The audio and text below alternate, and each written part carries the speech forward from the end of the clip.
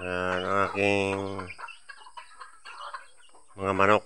Kaunti pa lang aking mga manok. Pero yan ito ang umpisa ng pagdami. Yan.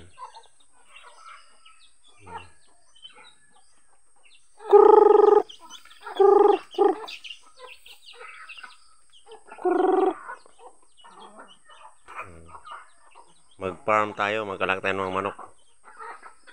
Maganda yung itlog niyan. Pwedeng pang-ulam ang itlog. Ito yung mga sisiyo niya. Malalaki yan. Malalaki silang manok.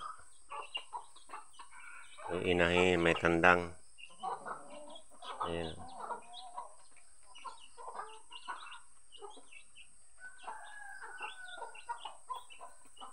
Ang sisiyo, bigas muna ang pinapakain ko.